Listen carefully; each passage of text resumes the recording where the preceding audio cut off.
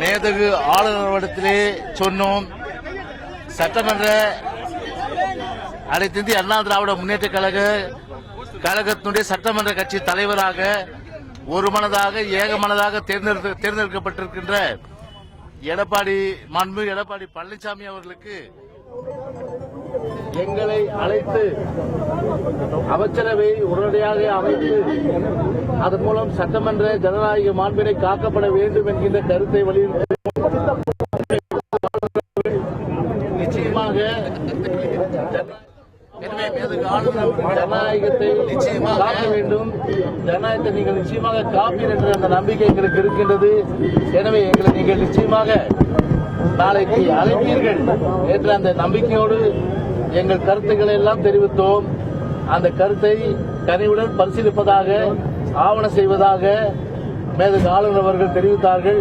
எனவே நம்பிக்கையோடு ஜனநாயகம் நிச்சயமாக பாதுகாக்கப்படும் என்ற அந்த நம்பிக்கையோடு மேதகு ஆளுநர்களை சந்தித்துவிட்டு வந்திருக்கின்றோம் என்பதை தெரிவித்துக் கொள்கின்றோம்.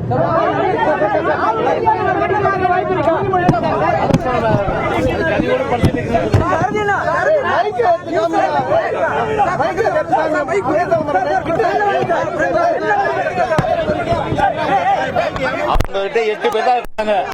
எங்க கிட்ட 124 இருக்கு. 8 பெருசா 124 பெருசா யோசனை பண்ணுங்க.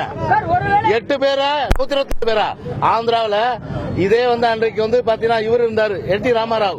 அன்றைக்கு என்.டி. ராமாராவ் அமைச்சரவையில பாஸ்கர் ராவ்னு ஒரு மந்திரி இருந்தாரு.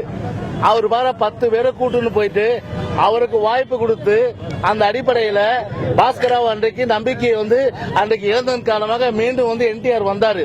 அதே போல பெரும்பான்மையான சட்டமன்ற உறுப்பினருடைய ஆதரவு ஒட்டுமொத்தமாக அம்மாவுடைய அரசு மாண்புமிகு இதே அம்மாவுடைய அரசு தொடர வேண்டும், மக்கள் பணி ஆற்ற வேண்டும் என்ற வகையிலே தான் இன்றைக்கு 124 பேரும் ஒருமனதாக மாண்புமிகு எடப்பாடி பழனிசாமி அவர்களை சட்டமன்ற கட்சி தலைவராக தேர்ந்தெடுத்து அதன் பட்டியலை கூட நாங்கள் கொடுத்திருக்கின்றோம். எனவே அதை கனிவோடு கவனித்து பரிசீலித்து நடவடிக்கை எடுப்பதாக குறித்திருக்கின்றார்கள். எனவே நிச்சயமாக ஜனநாயகம் நம்முடைய மேதகு ஆளுநர்கள் காப்பார்கள் என்ற அந்த நம்பிக்கை நான் தெரிவித்துக் கொள்கிறேன்.